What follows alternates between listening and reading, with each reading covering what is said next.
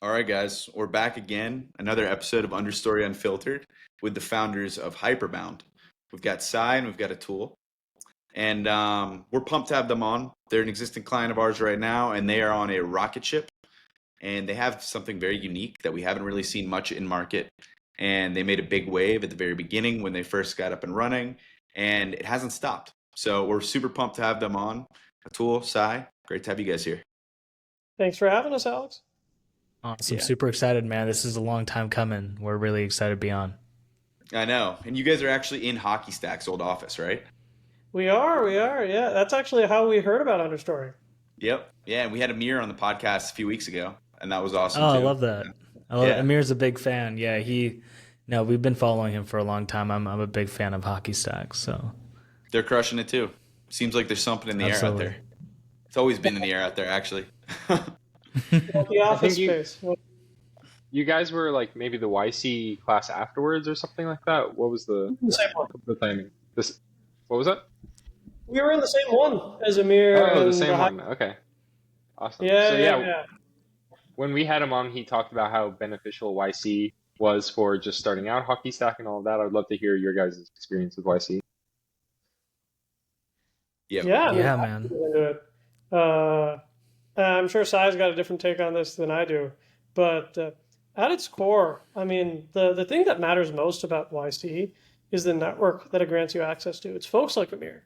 It's the people that you get to talk to, the folks you get to bounce ideas off of, make the entire difference. That and the brand value. I mean, Sai and I have crazy stories from when we started of reaching out to 25,000 people cold on LinkedIn to do user interviews. And just mentioning YC founder in the tagline bumps the response rate up by like 50x. So the brand value opens so many doors for you in addition to just introducing you to the right folks. Yeah, I feel like that name carries so much weight. Every time you see a YC founder on LinkedIn too, it's like you instantly it doesn't even if you've never heard of the product, Mhm. you go to the LinkedIn profile, you check it out, you probably visit the website. Who do they know? Who are their customers? It's like an entire network effect that you just springboards everybody. I'm curious though. Well, first of all, before we even get into it, let's tell the audience from the founder's perspective, what is Hyperbound? What have you guys been building? Talk to us about it. Break it down in layman's terms so everyone can understand. Yeah, happy to, man. So, yeah, a little bit about Hyperbound, right? Hyperbound is an AI sales role play and coaching platform. So, what that means is, I'm sure your audience has done their fair share of role playing in the past, right? Where you role play with a manager or with a friend and practice your sales skills. Imagine doing that, not with a real person, but with an actual AI. So the AI will be able to talk to you back and forth. They can pretend to be the customer or a client, and you can practice your cold calls, discovery calls, negotiation skills, any type of customer facing conversation. We can simulate with our AI to help you get the practice you need. It's amazing. And correct me if I'm wrong, but it's not built to please. It's built to work, right? So it's like people fail these all the time. Oh, our AI will hang up on you. It can cuss Yeah. you out. Like it can do anything. But the core of it, it's meant to feel like a realistic sales conversation. And man, is it hard to get AI to get mad at you? And we've cracked that. Yeah, well, I feel like that's also refreshing because if you use OpenAI or use any of them, it doesn't matter what LLM you use, they're built to please. They Mhm. will literally, if you say you're wrong, they'll say, "Of course I am. I'm so sorry," even if they're right, you know? So it's like, that's exciting. That's exciting to me that not even just the tool actually works, but you can actually train an LLM to not be so nice to you. I like that. That's cool. But it didn't start this way either, right? So let's talk about it. When you guys first started, you weren't actually building Hyperbound, right? You guys were building something totally different. Wasn't this like initially a project that was to help you guys get a job somewhere? Yeah, no, actually, it wasn't quite to get a job, but you know how Atul mentioned earlier, we did 2,000 user interviews before we landed on Hyperbound. Well, what people don't realize is to get 2,000 people to meet with you and have a conversation, right? Especially because we're total strangers to most of these people. That means you got to do, 10 times the amount of outreach to get that many meetings on the board. And so my co-founder and I, we actually reached out to nearly 25,000 people on Wow. LinkedIn, just cold messages, hand Manually? personalized by Mhm. manually, zero automation, by the way, and including the sequences and the follow ups, those were all done manually. And we did the same with emails as well. 10,000 cold emails, all hand personalized, no sequences. And I think the biggest thing we learned from that experience, Alex, is man, like sending emails sucks. Especially when you wake up in the morning and all you're doing is just sending emails all day long, and especially when you have to do the research and personalize them. And so what we did is we ended up doing what engineers do, and we ended up building an automation for this. So it was like almost like an AI SDR, if you will, right? It would automatically write these emails, research each profile, and personalize them. And that's what we did for the next 3 months. We started using that, using what we had built, and quickly people started asking, "Hey, can I have that? Can I have that?" And it kind of spread like wildfire. And that was our product for nearly 6 months. And it's funny because while we were building this, we were trying to sell it and learning how to sell was always difficult because, never did discovery in our lives, never ran a demo before, never had to do a negotiation. And so we built this other, side project. It was like this AI that we used to practice with. It was a very bare bones version of Hyperbound and what it is today, but it was just for us to prep for those calls. And we were at a conference in New York. I remember. I'm sure Atul has vivid memory of this. One of the CROs one of the roundtables we were at, he turned to Atul and he was like, "So let me get this straight. You guys are engineers, and you started building this like 3 months ago, and you already have 250K in ARR, and you have multiple customers. Like he's like, it takes my reps 3 months to make their first sale." And you guys are out here closing multiple customers in such a short period of time. How'd you guys learn to sell so quickly? And we're like, well, we have this AI. We practice with it before some calls, but it's not a big deal. And he's like, no, no, what do you mean it is a big deal, right? And he booked a coffee chat with us. We showed him, a demo of the product, right? And he was mind blown. And immediately his reaction was like, why aren't you selling that, So right? you guys Like were stop. selling the AI SDR, not even We were selling the Hyperbound. AI SDR at the time, and That's he was crazy. like the AI SDR stuff. This is cool, but this is like mind blowing. And he was like, you should start selling that. And every coffee chat that we booked with CROs after that, and we showed this product, it was the same reaction over and over again. And so that's how we knew we were onto something. That is so crazy, that story. It's like you're selling something entirely different, and then the tool that you guys built to help you sell the other product is the tool that actually picked up traction. And honestly, this isn't a crazy thing as far as startups go. You'll often find the hardest problems when working on other problems. Many of our founder friends, including like what a lot of Hockey Stack does and what some of our other YC friends from the same batch do, were problems that they discovered while working on their original idea. They made a 45-degree, a 90-degree pivot, and they experienced some incredible product market fit because they got to experience the problem firsthand. And that's where we are now. I actually think that's also hilarious because it's a tale as old as time. It's like you give salespeople a sales problem, right? And they're going to throw every tactic in the sales playbooks to figure out that problem. You throw sales problems at engineers and they just build a tool and then sell that tool instead. It's like a totally different thing. It's like a salesperson would never build another tool for it. They would think of, okay, what's the traditional way I would solve this problem? Engineers are like, no, we're going to build something that's hilarious. Oh, Yeah, and Exactly. what's cool is you No, guys that are was a solving natural like a real reaction. problem also. Like you have that proof of concept. Alex and I talk about it all the time. We're a services company, but we talk to like all of the services on ourselves first. And I think that's really what proves it out. And you're able to sell it after that, obviously. But when you're solving a real problem, it's really powerful. and hey, that's the other understated advantage of building in the go-to-market space, either as a service provider or as a tech provider, is you get to try everything that you're going to, put out there on your own go-to-market motion. And man, like I don't think Si and I can say enough about how much this has accelerated our learning process.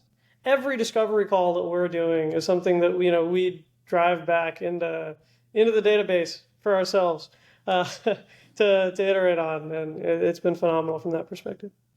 Speaking of that, so is there like a feedback loop that you guys have within the tool that allows you to pick up on trends and consistently learn? I mean, at the end of the day, it's like it's a machine learning product, right? Yeah, I mean, at its core, it's reinforcement learning, Yeah. right? And that means essentially three things. You observe patterns that go on in real life. So you might see that, hey, top performers are are positioning the value of your product with this specific analogy. And next, after you've got these theories that you've observed, you got to go hypothesize which theories are actually relevant, which ones aren't. There's a lot of behaviors that top performers do that are just completely coincidences. That are not really. You don't necessarily want to train everyone to mimic, random quirks of just your top performers. And the third piece is you need to actually go and experiment. You need to actually go try out some of these behaviors, see if they're relevant or not. So those are the three core parts of our algorithm. We listen to the best calls, we come up with theories, and then we actually help bottom performers mimic the behaviors we think are going to be relevant to get them to the top performer status. And then we see if that behavior that we influenced for them actually created the positive change that we were looking for. And at the end of this, at the end of every time you complete one of these loops, the AI learns something. The AI learns that, hey, this is a useful behavior, or B, this is not a useful behavior. And also, how do I get someone to exhibit that behavior? And with this, you've unlocked the world, right? Like these are the core parts of what it takes to create change in a sales org. Once you crack this, you can now decide, okay, cool, I want to go position this other new product. I want to, try out this new sales methodology, and the AI is able to do that very quick. So quickly, so what you're saying is the reinforcement learning doesn't necessarily only pick up on your best sales reps' traits and tactics, because at the end of the day, you might have a sales rep that is just dangerously good looking, closes everybody because Yep. people just like to talk to him or her, right? So it's like there might be some nuance there. It's not necessarily related to their sales skills or their sales abilities. It's just something that person might have. So you pick up on the actual things that are less nuanced, that are more traditional and tried and true, and you can actually see them. And those are the things that you train reps on. Yeah, and you end up with some really non-obvious conclusions when you approach it this way. Because if you're just looking at correlations, you're going to end up with thousands of correlations, and you're just going to end up wasting your reps' time. But here, we found out, for example, for one of our customers, that negging your prospects for a specific segment of customers actually yields higher conversion ratios, right? And we tested that, and we showed them. We were able to verifiably prove to them, you should try to disqualify hard. That is the best process for you to move, mid-market customers with this job title forward. Like crazy realizations that you're not going to pick up in correlations. Yeah, it makes sense. Super interesting. And I feel like I can definitely tell where your engineering side like is bleeding through just in all the testing and all that. What are some things you learned along the way just as you dove into sales tech and things that you wish you learned, not coming from an engineering background? Yeah, that's a great question.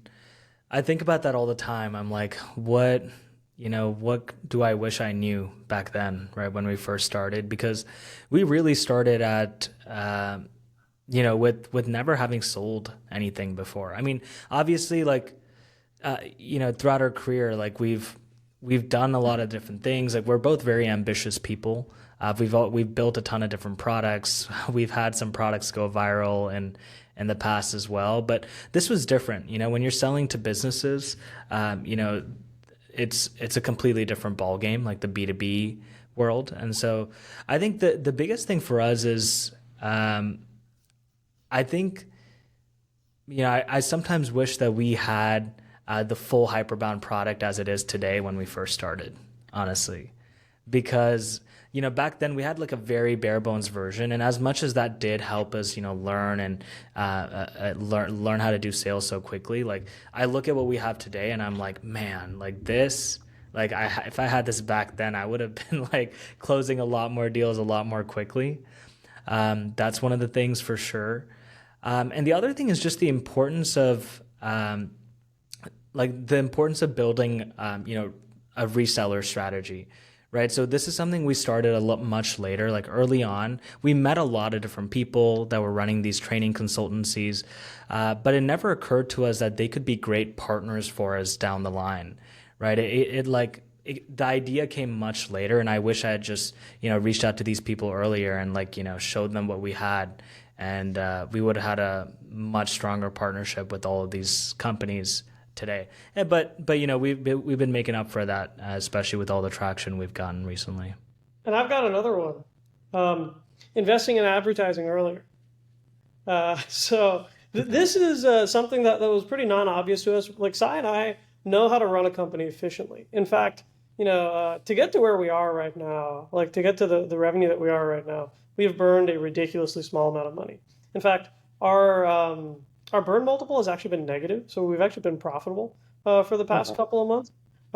There's a lot of value that Sai and I have realized comes from spending aggressively on marketing, especially in a new market like this. We're educating this space. So I wish that we started putting more money into marketing maybe 6 months earlier than where we did. But yeah, you live and you learn. Totally. One thing also that you guys did really well, I feel like organically, was virality. When you guys first started, I mean, let's be honest, Adam Robinson, love him, hate him, however you feel about him, he's extremely well known, especially in circles like LinkedIn. You guys built an Adam bot. That's actually how I heard about you the very first time.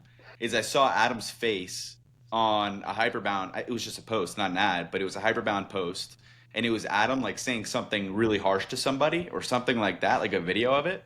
And then I saw, and that went completely viral, right? It did. It did. Yeah, no, that was pretty cool. It's definitely one of my favorite moments because, I'd been following Adam for a while by then, and obviously, like you mentioned, everyone knows who Adam is on LinkedIn.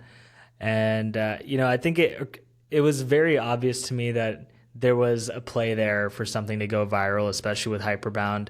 And Adam's known for being very direct, having that abrasiveness a little bit, and we're like, let's just put that into a bot and have people cold call it. I think that would be entertaining for people to watch, and that's exactly what happened. Yeah, and then also you get, interaction from Adam.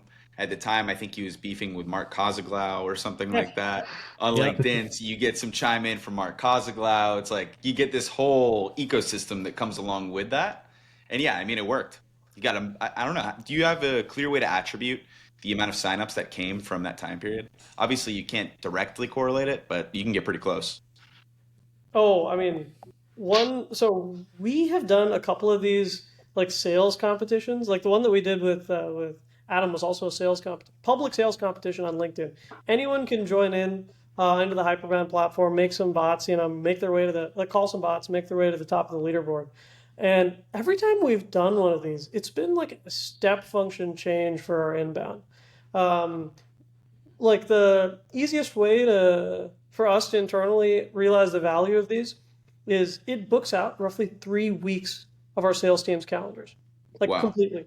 Every slot is gone 3 weeks after we shoot out one of these competitions. It's crazy. Even though we start disqualifying leads aggressively, it'll still book out. So honestly, we just got to do more of these. They're great.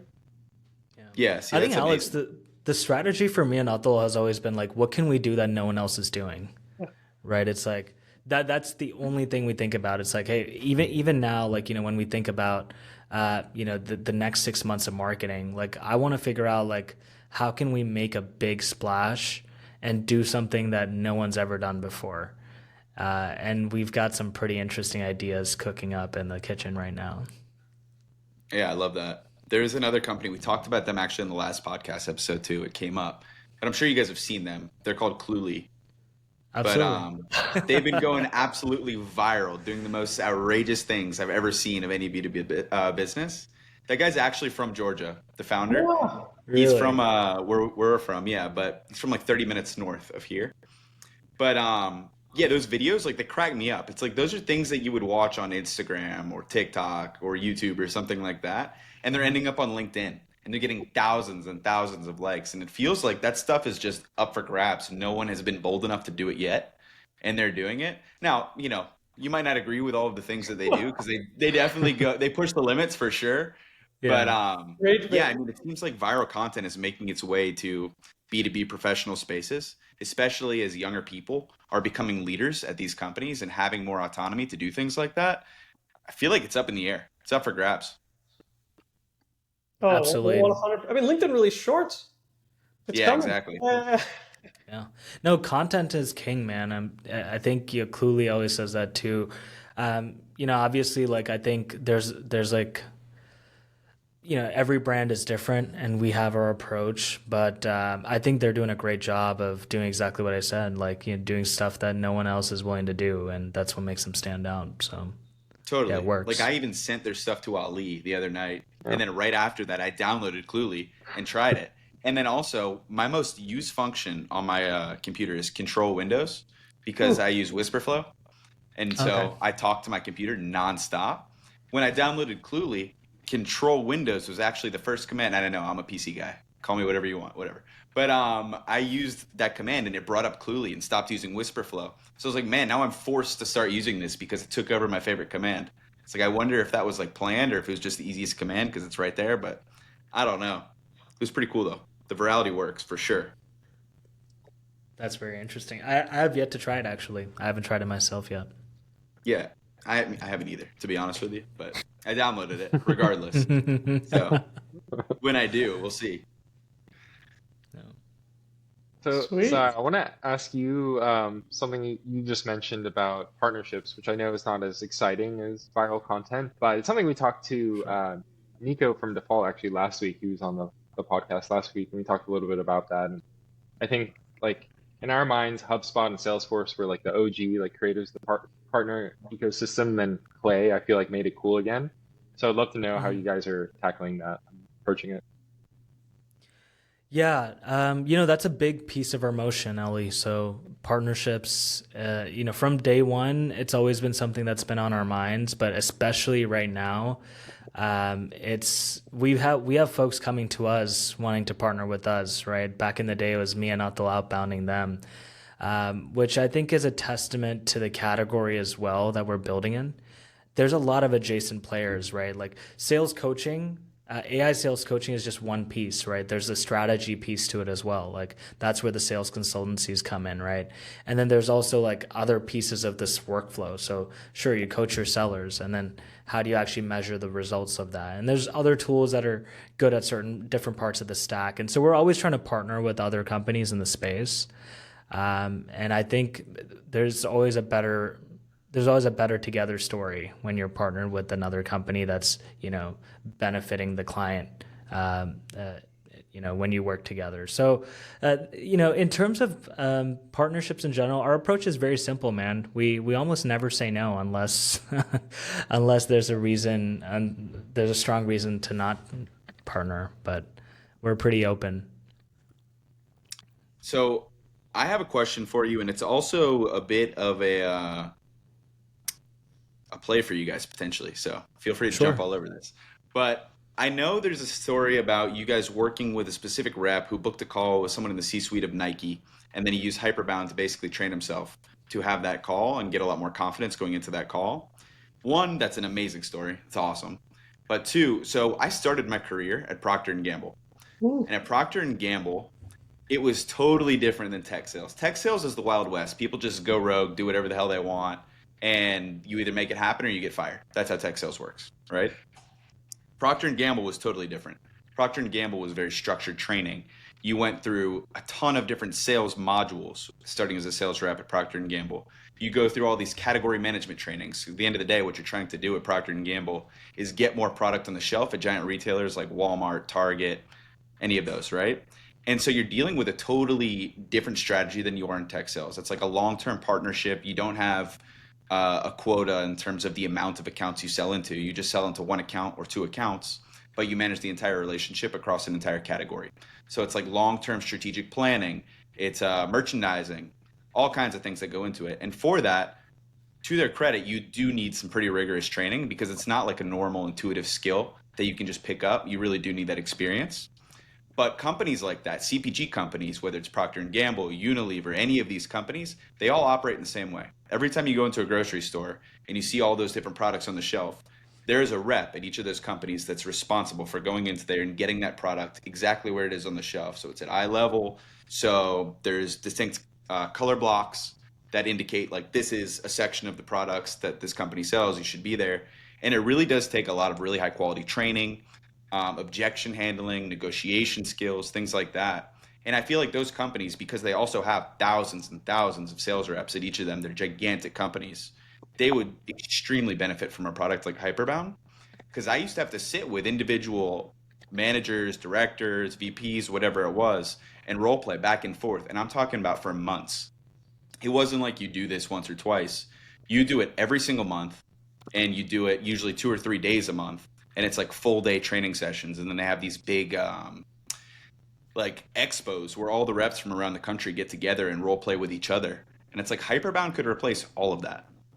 So, one, that story with Nike got me inspired when I was thinking about that. But two, like that's a huge avenue that you guys could go down. And I mean, I can't even imagine what those contracts would be worth. So, No, yeah, it's insane, man. We had a client recently come to us, and in the past they've spent nearly $2 million on their SKO, right? From flying everyone in to yeah, hiring a consultancy to come in and run like an in-person certification, and that's just one instance, right? That's like a 3-day event that they spent $2 million on. Hyperbound can let you do that for the entire year at, a small fraction of that yeah, cost. And I think that's what people are so excited about. It's like this is really a generational unlock in terms of what you're able to do, right? It's the definition of, being able to scale with AI. totally. And at the same time, like some of that, of course, is culture building, and you need to retain some of those things. Like an SKO is important. But at the same time, all of the different trainings and the amount of time that goes into an SKO, you could probably cut it by 50% using a tool like Hyperbound. And that's a ton of Absolutely. spend. In-person events are expensive. So, Absolutely. And the thing is, SKOs are like a once a year thing, right? yeah. Companies would love to do that more often, at least the training piece of it, and they just don't get to. And, with Hyperbound, you can do it throughout the year. Yep. Totally. So Yeah. I know you guys. Oh, go for it, Atul. Didn't mean to cut you off. Oh, no, I was just about to say it's crazy how difficult making change is in these larger orgs, and how much they're willing to stomach before they decide, no, it's actually important enough for us to bring in a consultancy. Like you can have reps selling material that is 3, 6 months old, but you're just like it's too much effort to correct their behavior, so I'm going to let it stay. Versus with us, what we're seeing is our customers are changing their reps' behaviors week over week, month over month, just because they now have the ability to get them up to that latest level. So yeah, it's like yes, in some sense, it replaces the cost of these more traditional solutions, but in the other, it just unlocks a whole new possibility of things that you would never consider because of how much they cost before. Yeah, and I think the other thing that I've noticed is there's certain things that these consultancies aren't able to do that Hyperbound is able to do. Like, for example, we just had a client come in. They're about to sign on as a customer, hopefully by end of this week. Their biggest use case is that they need to teach their reps how to lead with empathy, right? They have a bunch of angry prospects, that over the last couple of years that weren't treated well, and now the entire leadership has changed at the company, and they're basically doing like a reset. They hired a whole new cohort of reps, and they're like, hey, everyone, you're gonna go back to all our clients, rebuild all those relationships, and yeah, you're gonna run into some nasty clients who are very upset, and they're gonna be very angry with you. They're gonna curse at you, and you just gotta sit there, take it, lead with empathy, and keep going. That's not something a training consultancy is gonna come in and teach your reps how to do, right? The only thing that can teach your reps how to do that is to actually get that repetition, right? Be put on that spot and make them feel what they're going to feel on those real calls. And the nice part is instead of jumping into one of those and, kind of breaking apart, you can go into Hyperbound, practice that a million times, get used to it, and you'll feel so much more confident on the real thing. Yeah, it makes a ton of sense. Super interesting.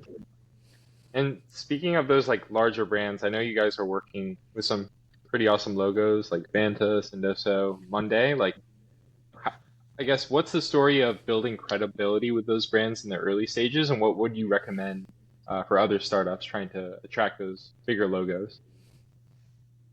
Well, I would say that the way that we acquired some of these larger logos is fairly non-traditional.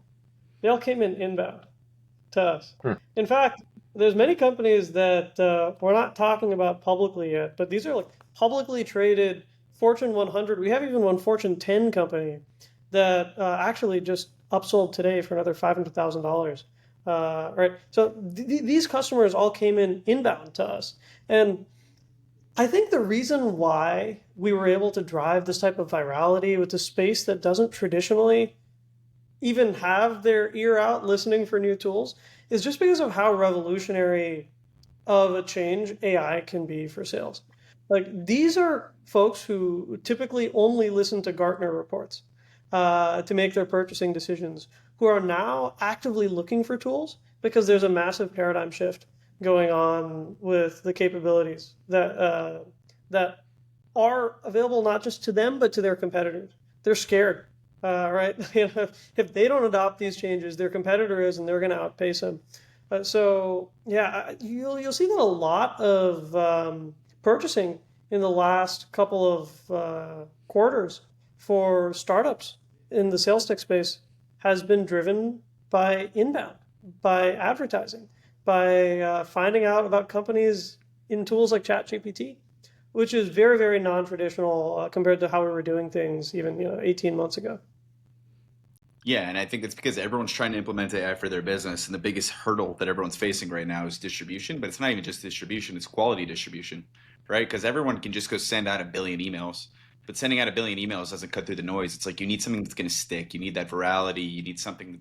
The Atom bot was fucking phenomenal. I mean, like that is just such a smart play for LinkedIn in particular.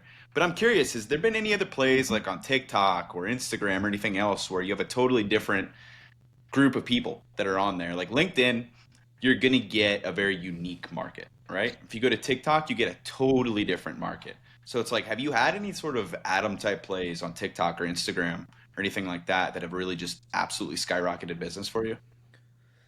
Yeah, I mean, we don't actively market on Instagram and TikTok right now, Alex, but our customers do, and occasionally we'll have an influencer organically go and post about us on those channels, That's the right? In best. You don't have to fact, pay for right, it. and like especially in the early days, I remember there's a guy who posted about us. It went viral, and I someone sent it to me, like one of my friends, and he's like, "Wait, is this Hyperbound?" I'm like, and I listened to the audio, and I'm like, "Yeah, that's Hyperbound," and it had gone viral on TikTok, and the next thing I know, I see it on Instagram as well, and that drove so much inbound for us, right? And yeah, I didn't even know the guy who posted it. I ended up reaching out to him later, and I talked to him, and he made like a couple other posts for us just out of the goodness of his heart.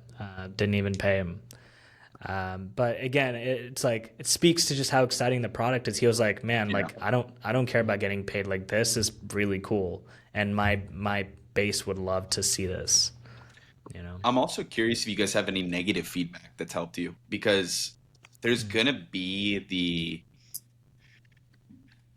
pessimists out there that are going to say, "Hey, this doesn't replace humans. You guys are the problem with this world. You guys are just trying to make robots take all the humans' jobs, things like that." And like that's going to happen for sure. Like I bet you, I love my dad. He's my favorite person in the world.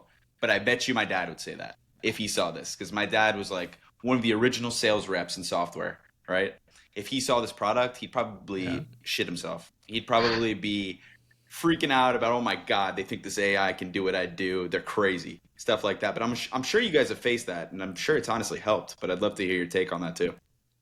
Yeah, I mean, I would say that there's two main types of negative feedback that we get. One is that, oh, why would I ever use this? It's not realistic. Like it's not ever gonna like salespeople need to go get burned in real life in order to learn anything. Yeah, there's an old school way of thinking, right?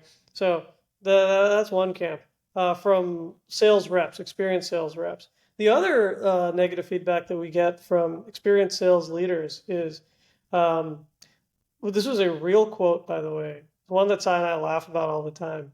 I Why was would just about to bring this up. I, I think we're thinking about the same one. Yeah, yeah, yeah. It's why would I even bother, helping my sales reps build confidence?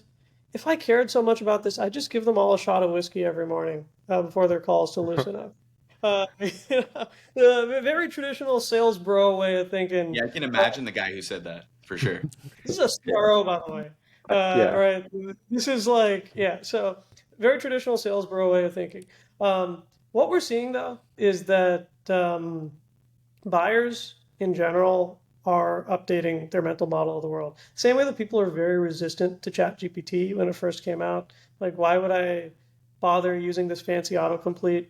To like now, like every email that everyone writes goes through ChatGPT, even the skeptics from the early days. When results come in, they're undeniable. Like these experienced reps are watching younger reps blaze past them and have higher conversion rates. Closing deals that they struggle with, and they're like, "Oh, what are you using?" And they point to Hyperbound. It makes the argument for them to get with the times or get lost, and that's just how it is. But with the experienced sales leaders as well, we're sure they're going to come around. This is just the class. They're not going to be early adopters. Those are not the types of folks who ever will be, but they're going to jump on the bandwagon once they realize their competitor is sailing past them with the ability to create this amount of change within their org. Yeah, time and time again, there's actually, when it comes to sales leadership, there's one question that stumps every sales leader. And I've never had someone tell me they know the answer to this. It's something as simple as, do you know what does good look like for you guys, right? No one knows what good looks like, right? And yet, that's the number one thing everyone wants to know. Right. And the question is like, what is the barrier? Like, why are you not able to model out what good looks like for your org? And it's just because it's literally impossible to do that when you have so much data and no way to actually make sense of all of that information. And that's the whole promise of AI, right? The promise of AI is that it can ingest more information than any human ever could. And now we live in a world where we can take that data, make sense of it, but also put it to the test. Like Atul mentioned earlier, like it's one thing to take, ingest all your Gong data, run a couple of ChatGPT prompts on it, and boom, you have your model of what good looks like. Well, it's not that simple, because what works for one person might not necessarily work for another, right? So you have your hypotheses, you got to put them to the test, and then you learn from that. Right. And that's the beauty about the role plays, is you can put your hypotheses to the test and actually come out with facts that tell you like what that mental model of what good looks like is. And, I was talking to an enablement leader the other day, and I explained this to him, and he had that like light bulb moment. He was like, oh my God, like I've been looking for this for years. And it was pretty awesome to see people connecting with it. Yeah, it's awesome. I'll shut up because I know Ali had a question. No, I was just gonna say I like how you guys were thinking of the same story, like intuitively. I feel like Alex and I do that all the time. That's how you're like living and breathing with a co-founder. I'd love to know your guys' story. I mean, Alex and I went to high school together. We met in my freshman year, like health class. I think he's a year older than me. May or may not have been Yeah. one of my first customers for my homework doing assignment. We'll talk about it another time. But yeah, I'd love to know your guys' story. Pretty similar, actually. Sai and I actually also met in high school. It's been 13, 14 years or something like You that. guys are both from the Bay Area, Something right? like that. We are. There we go. Yeah. Yeah. We met in choir, believe it or not. I can believe it. You have a beautiful voice, Atul. Well, thank you. By the way, for anyone listening to this podcast, look up Sai's YouTube. Oh God. Listen to some of his covers. Phenomenal. And Anyway. Instagram and TikTok. I will. All right. Yeah, we met back in high school, and I think Sai will say the same thing about me. But we were always the folks who were inspiring each other to do more. Sai was always like he was building and launching like little projects there that got like the entire high school class to use what he was building. I was doing research. I was researching, even in those days, natural language processing, which turned out to be the fundamentals of what we have behind Hyperbound. I was like publishing research, I was like patenting things, and we always saw each other as the tryhards, right? The folks who would stop at nothing to put in all the effort and get our way. And when you're looking for someone to start a company with, who else do you want except the tryhard, right? The person who is going to knock on every door, who is going to try every unusual route to make sure that you succeed. And that's why, like, I think Sai and I work so well as co-founders. It's we'll both stop at nothing to make sure that we succeed here with Hyperbound. I think that competitive edge is critical for co-founders, especially if it's like someone you really know. I honestly, the idea of shopping around for a co-founder and it's not someone you've known forever scares the shit out of me. Like Ali and I have known each other for 15 years, and part of that is we have this unbreakable bond. It's like this level of trust that you can't get with somebody you just met, right? It's just not the same. It's like if Ali is pissed off about something, I know his tendencies, right? It's like I know what pisses Ali off. I know like when he's being quiet about certain things that he's really feeling. Like you can't build that level of credibility and trust with someone you just met. So people always say like don't start businesses with friends or families, or don't go into business with your friends or family, things like that. It's like we've both talked about it. I think that's the worst advice someone could give you. It's like, but you do need to set guidelines. Like we've always spoken about keeping our friendship first. Like, and even when there's exorbitant sums of money on the table or something like that, it's always about keeping your friendship first, because if you keep that at the heart of everything, it's really easy to have disagreements, but it's really even easier to understand that you both have a shared common vision and goal, and you're both working together to reach that shared common goal. And it's not beneficial for either of you to bicker or fight or hold grudges about things that really are just very temporary when you have this long-term goal at hand. So sorry, I went on a rant there, but yeah, I love the story. I love the story. Underrated tip that comes with that, when you're in the middle of doing this much work, it's easy to not communicate as much as you did, especially when the company starts to grow, right? It's easy when there's 3 of us, but now at 15, we're going to be 30 by the end of the year.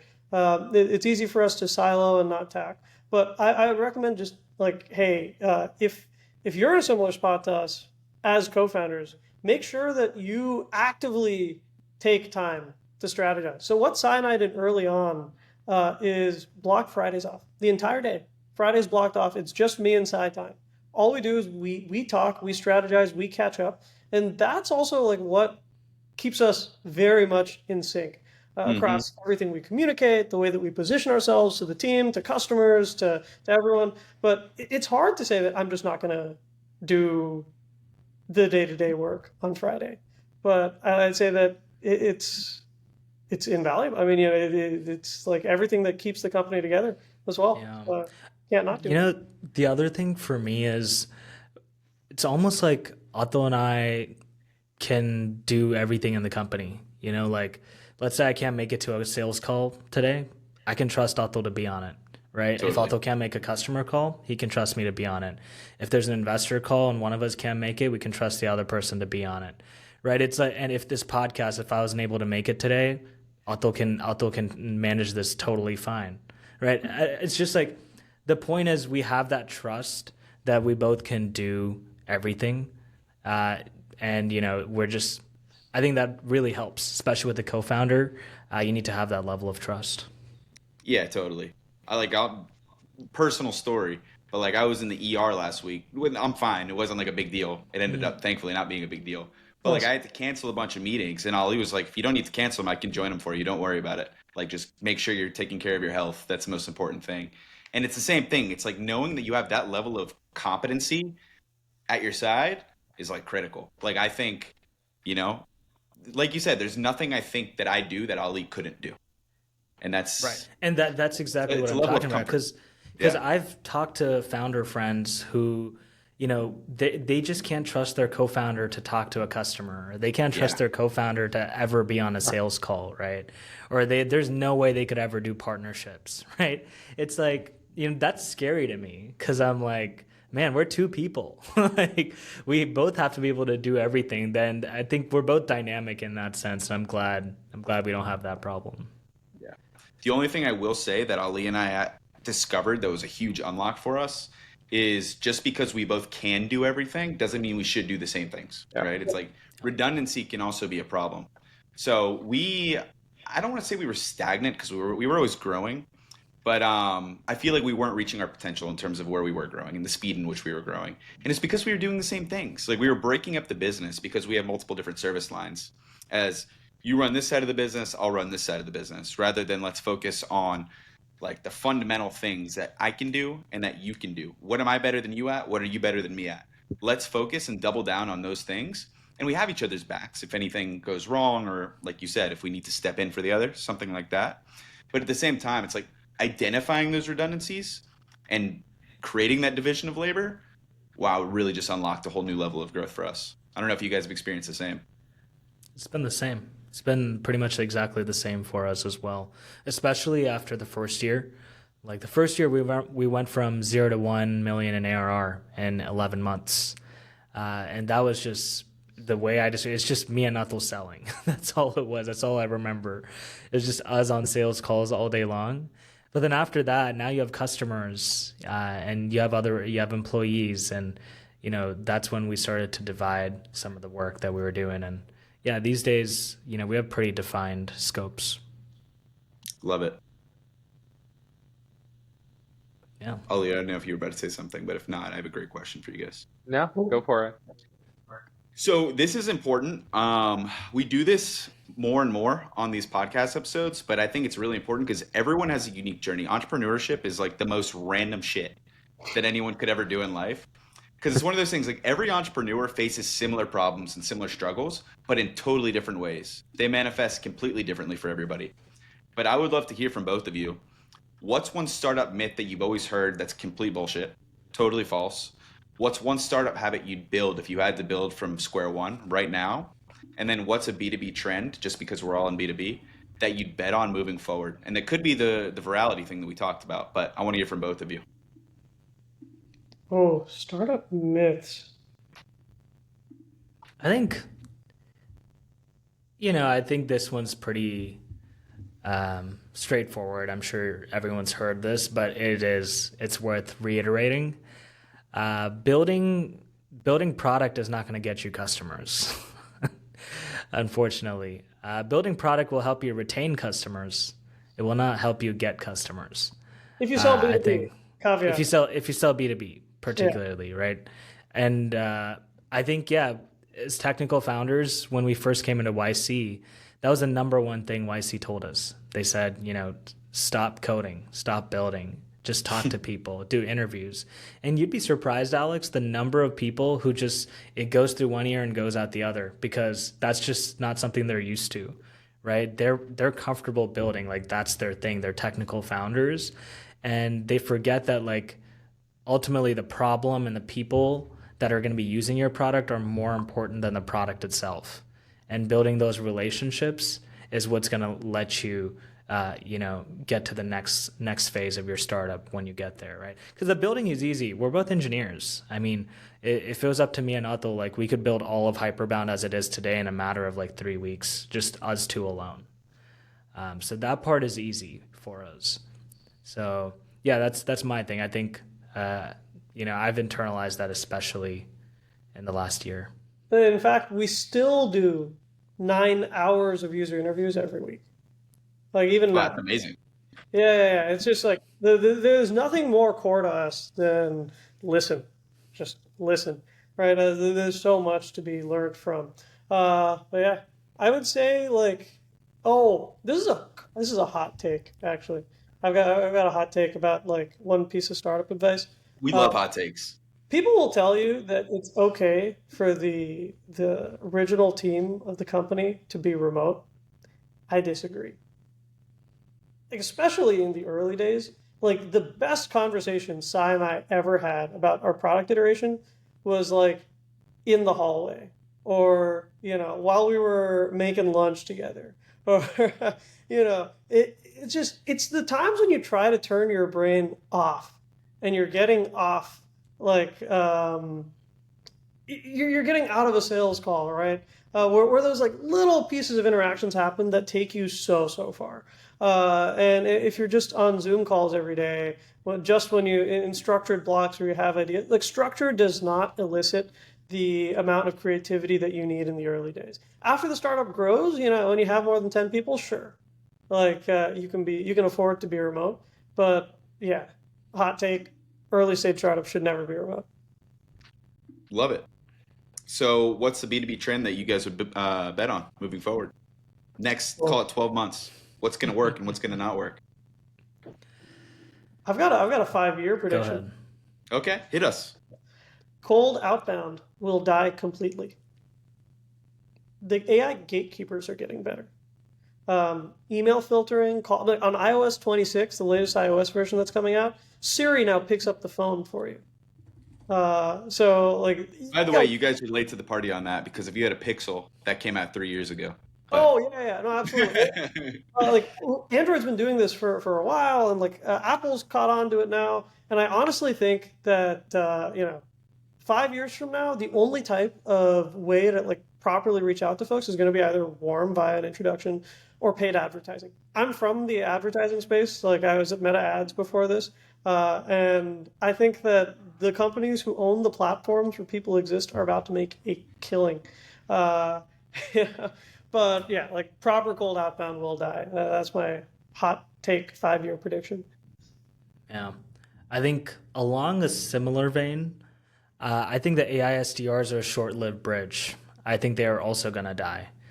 And the reason behind that is because ultimately no one wants to talk to an AI, right? Especially when you're talking about like a quote unquote small deal, like any deal that's like sub 50K. Right now it seems like, the AI SDR is going to be the one to close those types of deals. But why should a person talk to an AI sales rep to buy, right? Why not just go on to like a website, go through like an agentic form and click, you're done, right?